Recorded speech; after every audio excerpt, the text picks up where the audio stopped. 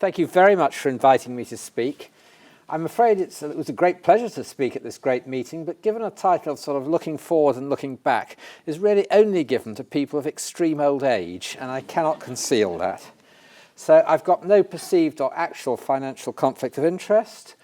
This is the Greek god Janus, with his two heads looking both ways. And I'm going to ask Janus what he sees when he looks back to give some context. I'll ask Janus what will be the issues and problems he sees for the modern paediatric pulmonologist. Janus, I regret to say, is quite self-opinionated, not at all like me. And unfortunately, he's often more successful in less successful seeing solutions than he is problems. But wouldn't life be boring if we were just given spoon-fed solutions? So our starting place, and if you like nothing else about this talk, go away and read this book. It's absolutely fantastic. And a quote from that: "For what is life if we live it only in a dreamlike state, believing what we are told and not knowing what is there in plain sight for us to see?" And I think that's quite a challenging quote for us, looking back and looking forward. To what extent are we actually going through in a dreamlike state, freewheeling, and not doing the sort of research that Nina's just been talking about, not actually trying to see and discern what is in plain sight? So what did Janus see? What did Janus's retrospectoscope tell us when he looked back? We've had many, many successes and gains, and Nina has talked about some of those. But I'd like to suggest that we've perhaps colluded in paediatric respiratory in a measurement-free culture. We've often failed to seek endotypes and go on to precision medicine, as has been done in cystic fibrosis, and been content to accept generic names like bronchiolitis, which haven't changed over the years. Not always, but often we've failed to do the big studies and colluded in an evidence-free culture. That is clearly changing. I absolutely do not want to run down the superb efforts of the college to try to turn the tide to do this. But as a community, we've sleepwalked into a world of expensive meds and e-cigarettes without actually challenging Big Pharma and challenging the tobacco industry.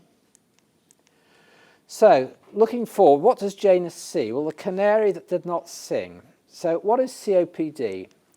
I'm not quite clear how you can make a ratio into a diagnosis, but that's what our adult colleagues do. If your FEV1 FVC ratio is less than 70%, irrespective of your age, you've got COPD. That means if you're 4'6", irrespective of your age, you've got short stature. It's about as logical as that. And actually, if you look at the GLI data, age in years on the horizontal axis, percentage there, and you can see all this lot who've got a low FEV1 FVC ratio. They've all got COPD, even if they're actually in the normal range. And COPD consists of chronic airway inflammation, infection and remodeling, alveolar destruction and emphysema, and extrapulmonary comorbidities. And it's becoming clearer and clearer that all three of these are actually there right on in early life. And if we're going to change any of these three, that's when we've got to intervene.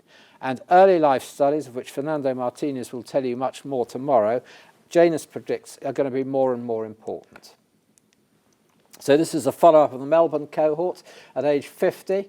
They rephenotyped them at age 50 into asthma, current asthma, non-asthma, remitted asthma and COPD, and they backtracked the lung function to 10 years.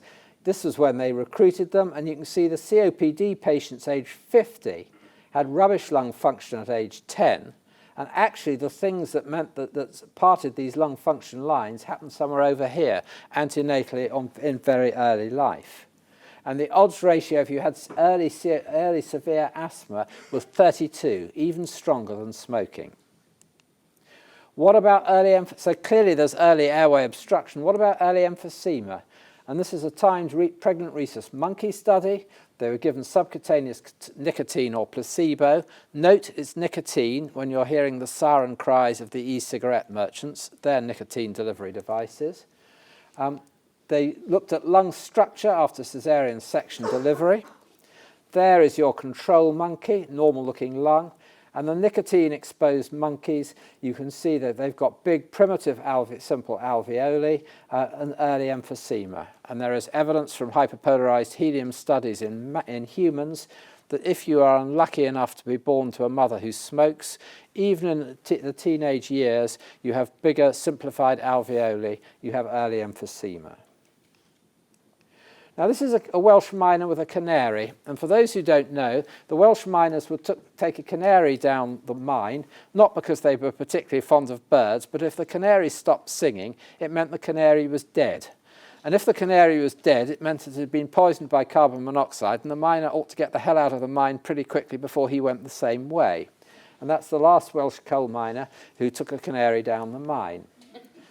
And the question, from a number of studies, why is clinically trivial lung function loss associated with greater adult mortality? And in this study from Nature, 15% of birth weight variability was driven by fetal genotype. And there were genetic factors which were the major link between cardiovascular risk. There were genes for type 2 diabetes, fasting glucose, triglycerides, cholesterol, all sorts of things. They were driving birth weight and they were driving later cardiovascular mortality. So what about low FEV1? This is from Fernando Martinez's group, over 1,400 participants, lots of patients, and they looked at terciles of FEV1 and mortality. And 8.6% of their patients died, including 17 from heart disease, 7 with COPD, whatever that meant at that age, and 42, some with cancer. And they looked, and here you can see in the lowest tercile, even in the second and third decade, you're getting increased mortality. And every 10% decrease in FEV1% predicted had an increased risk, 15% of all-cause mortality. Now, is there any sensible biological way that you can say losing a little bit of FEV1 is going to cause you to drop dead early? I don't think there is. And I think this guy, Alvar Agusti, who's an adult physician from Barcelona, has shown light on this in this new paper. And his hypothesis was that early impaired spirometry was associated with premature morbidity and mortality from systemic disease. And he measured spirometry in 3 different cohorts. And of these, there were quite a number who had an FEV1 less than 80%, aged 25 to 40. And they followed up for an extensive period of time. And the major findings, you can see here respiratory diseases, cardiovascular diseases, and metabolic diseases.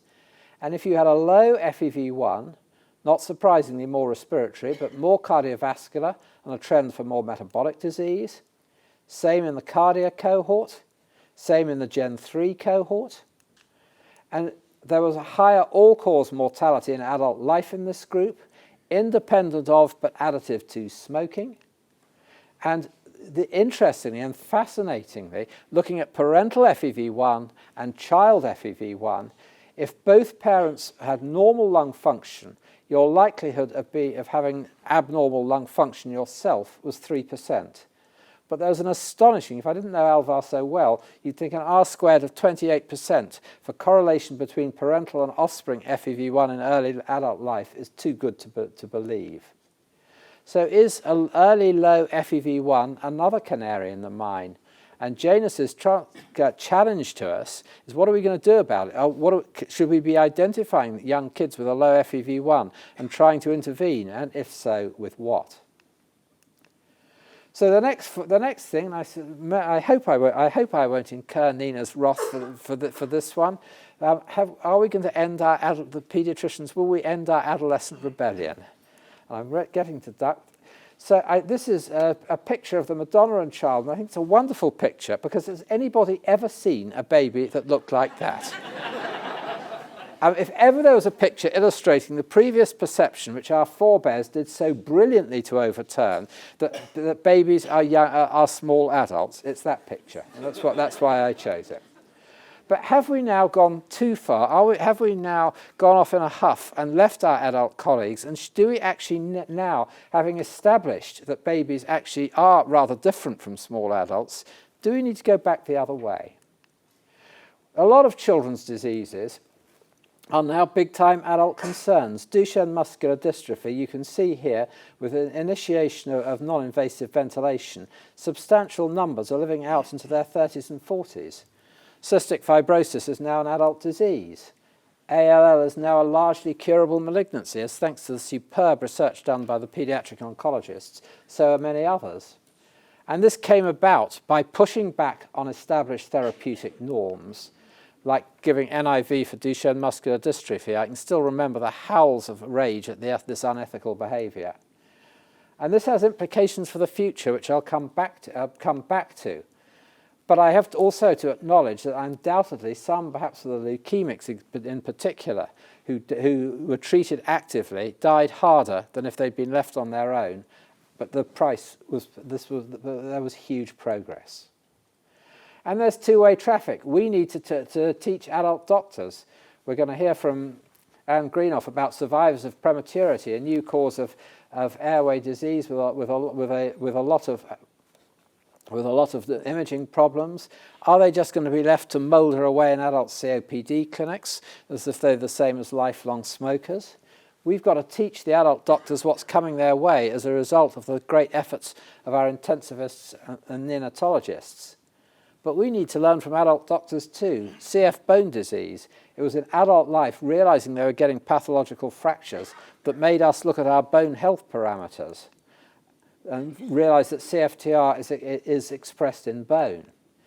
What about CF colon cancer, obesity and cardiovascular disease? What are we going to do about that in the paediatric clinic? We've got to talk to each other. So Janus controversially predicts that we're going to perhaps come out of our silos at all professional levels of interaction, and it's happening already in many cases.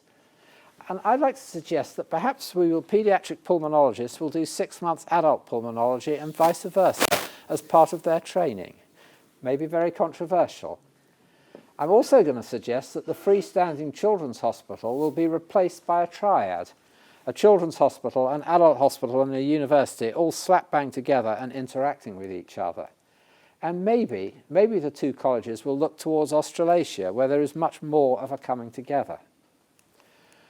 Going on before, increasing expectations, and this is something that Janus does not have a solution for. We've all seen these very high-profile cases. Severe neurological illness, multiple painful procedures, they're in PICU. The parents are demanding everything should be done. And I just put into parenthesis that the reason progress was made in other conditions like Duchenne dystrophy is because parents were not prepared to accept conventional wisdom. And there is a tension here, I think, between conventional wisdom, and I don't mean this in any critical sense at all of those who've been looking after these controversial children, but the conventional wisdom and pushing back on the barriers. We have social media, which allowed the Pope, President Trump, sorry Bob, and all and sundry to comment, and indeed there's been used to abuse staff.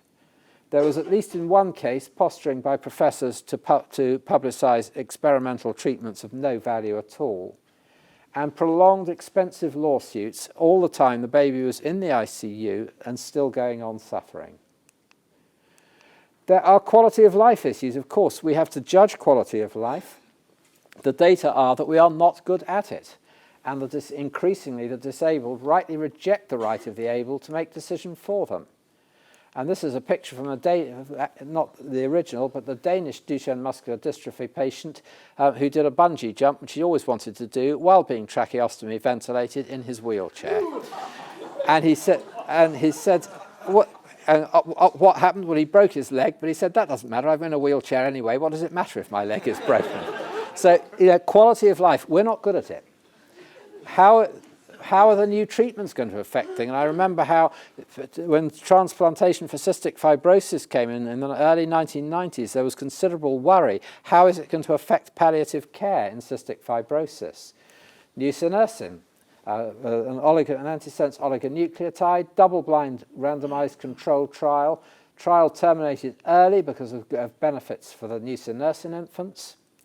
Gene therapy, single dose, the most dramatic abstract I've ever seen. 11 of 12 sat unassisted, 9 rolled over. This is severe, this is SMA1. great outcomes. How is this going to affect how we do palliative care? Are parents going to say, look, I want to hang on, the new gene therapy is coming, the new nusinersen is coming, I want to hang on. So Janus worries, and he believes there has to be a better way than we've got at the moment with expensive lawsuits. I don't know what it is. Janus wouldn't tell me. Should there be a quicker involvement of formal mediation, some independent ethical review body? I don't know, but this is not going to go away, this problem. It's going to get worse, not better. We certainly do not need to prolong the useless suffering of children, and we do not need to line lawyers' pockets with copious sums of money. We all as a group do need to be professional about what is realistic, the professional responsibilities, and not encourage false hopes with bizarre treatment. Janus worries more and more about social media. Is it not really little more than electronic mob rule in some cases? Paradoxically, the more powerful that modern medicine becomes, the more regard is paid to quackery on the internet because somebody's written it there. How on earth are we going to counter that? So Janus was worried about that. And expensive medicines, we've all seen this. New medications, the way we were. John, do you remember that when DNAs came on the horizon? Oh, it's £8,000. Oh my God, the end of the world has come. Cheap at the price now. The where we are now, loads and loads of different monoclonals for CF and asthma and many more. A black hole, a bottomless black hole, and under every healthcare system, under any political party, it is a myth to suppose that everybody can have everything under all circumstances. There will be rationing. What can we do? So I go across to South Africa and see this was a 41-year-old man who had end-stage chronic renal failure, unemployed, no money, and he filed suit to obtain public funding for dialysis. And this was appealed all the way to the South African Constitutional Court. And KwaZulu-Natal were the defendants, and they said dialysis is expensive, we just don't have enough to go round. We have a preset policy that you'll only get dialysis if you're eligible for a kidney transplant, which he was not, as everybody agreed to it. And this was heard by Arthur Chaskalson, who was Nelson Mandela's attorney in the Rivonia trial and the first president of the Supreme Court in South Africa. And he said the hard and unpalatable fact is that if this gentleman was wealthy, he would be able to procure such treatment from private sources. He is not and has to look to the state to provide him with the treatment. But the state's resources are limited and the appellant does not meet the criteria for admission to the renal dialysis programme. So KwaZulu-Natal won the case and the patient died within a few days. And the president of the court, Arthur Chaskalson, held that resources were limited and provided decisions were based on rational policies, the courts would not intervene. And this is another great book you should get hold of. Edwin Cameron, also a justice in the Supreme Court. He, writing years later, said he couldn't see how the Constitutional Court could have found it otherwise. And frankly, nor can I. And we're sleepwalking, speculating in misery. Our adult colleagues see women with chronic dry cough, unrelated to asthma and any airway disease, awful quality of life. A trial of this new compound, AF219, wow, double-blind, really great thing. And this drug has been bought by a commercial company for $750 million. And that is because they're going to hope to recruit that from the health service. And I'd like us to challenge us to think about the ethics of what is happening, basically speculating in misery. So pharma sets the price, sight unseen. The NHS is wonderful. The NHS and politicians get the blame because the drug is withheld. And isn't it time we had a formal business model set by the consumers right from the start, a sort of nice equivalent? And this is Janus's idea. We simply cannot go on like this with pharma price gouging using children. We really can't. Maybe there needs to be partnership as early as the developmental phase, and we as physicians must grow up and stop being naive. We're doing these trials without which the drug companies cannot market the drugs, and we are being paid a fraction of the commercial value of these trials. They're getting it for free. They're laughing all the way to the bank. The Helsinki Convention says it is unethical to do trials on people who will be unable to afford the medications. And that means I can't go into Africa, do an HIV trial, and say, OK, guess what? You can't have the medication. Now you've proved that it's OK, I'm off. So then I suggest we need to get some sort of way of a formal price setting before the trials start, depending on the results, so that the communities who actually do these studies, the patients, the children who actually want to enter the trials can actually benefit.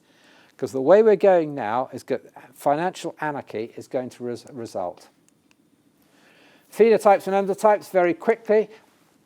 A phenotype, a set of observable characteristics arising from a genotype within the environment, but the phenotype is very stereotypical: airway narrowing, inflammation, and chronic non-specific treatments. But what we really want are the pathways, the endotypes, and pathway-targeted specific treatment as we have in CF. So this is Cara Both's work, our severe therapy-resistant asthmatics, lots of eosinophils to be found, but actually no Th2 cytokines. We don't know what the endotype is, we've got to find it. These are eubiopred data, sputum transcriptomics, and they looked at Affymetrix arrays and proteomics, and they found 3 clusters. And they found that cluster 1, blood and sputum eosinophilia, lots of Th2 cells, just what you'd expect. Cluster 2, a neutrophilic cluster, but cluster 3, another eosinophilic cluster with metabolic and mitochondrial genes upregulated. We've got to find more in the era of all these biologics, otherwise we'll just be churning out different biologics, hopefully finding the one that works. So what about others? Could it be IL-33? It's released from epithelial and smooth muscle cells, operating through the innate helper cells. If you look at this GWAS, you can see IL-33 comes up as an asthma gene. It's expressed in severe asthma. This is the brown stain. And it appears to be, could be an important mediator, and it appears to be steroid non-responsive. Could that be a target? And we see it also in patients with severe asthma with fungal sensitization. A new focus, a new endotype. Finally, and very briefly, again there's going to be a talk about this, an area where NHS England has made an absolute disgraceful fool of itself, tobacco for the vapid, e-cigarettes. Is this the way you advertise smoking cessation? I really don't think so. They are trying to tell us, oh, we are so saintly, we're only making these things so people give up smoking. Bullcrap. This disgraceful article says how wonderful they are and how much safer they are. We know that e-cigarettes contain multiple novel unregulated compounds, thousands of them, thousands of different pots of vape. Vaping, this is Jonathan Grigg's work, vaping increases bacterial epithelial adherence, and this study shows that vaping alters the airway inflammatory proteome in many novel ways. A great man, this is Sir Richard Doll. A huge problem, lung cancer. And it took him it took him a long time to solve the fact that tobacco caused lung cancer. It didn't happen, his results didn't happen in a year. It took many, many years. Can you tell me a single biologically plausible model whereby vaping is anything other than harmful? And this American proverb, fool me once, shame on you, fool me twice, shame on me. We were fooled first time round by tobacco. Are we going to be fooled second time round by vaping? And if you doubt that, what's this? That's a CT scan of somebody with interstitial lung disease who died in Korea from inhaling disinfectant fumes. And this is an Indian water cooler, and fungi from that account for 50% of the interstitial lung disease in a recent Indian study from hypersensitivity pneumonitis. God did not give us lungs to have stuff inhaled into them. Advocacy, this is the Heather Zars Drakenstein birth cohort, more than 1,000 mother-baby pairs living in appalling circumstances.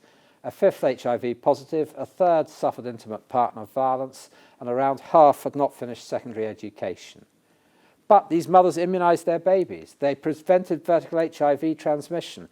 Something can be done, and we need to be advocating for children brought up in these appalling circumstances. So finally, the very modern paediatric pulmonologist, as Janus sees it, Look for the unexpected, the bear in the jacuzzi. Go for, go for the facts that don't fit. And that's what gave us antibiotics as a cure for the duodenal ulcer, when people thought this guy was so mad that he saw spirochetes in the duodenum, and everybody laughed and fell over and wet themselves, but he was right.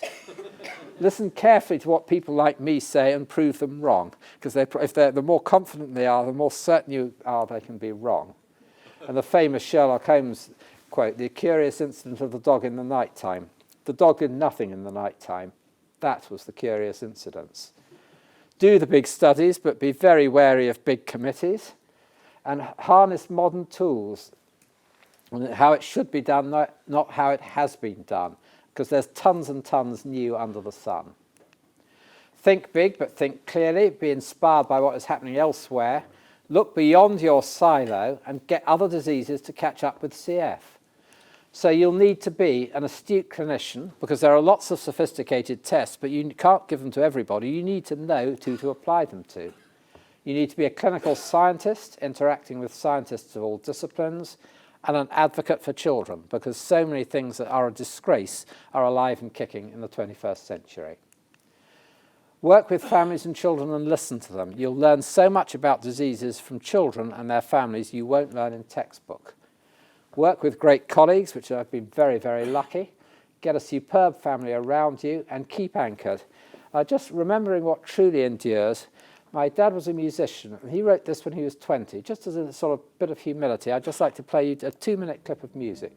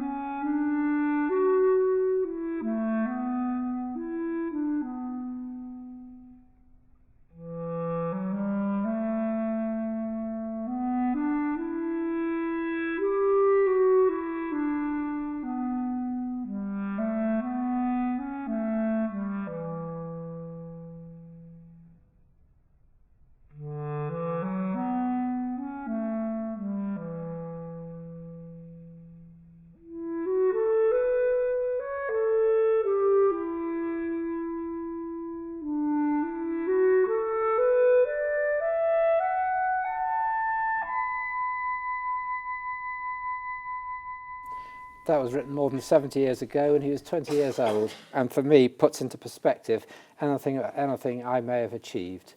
So thank you very much for listening.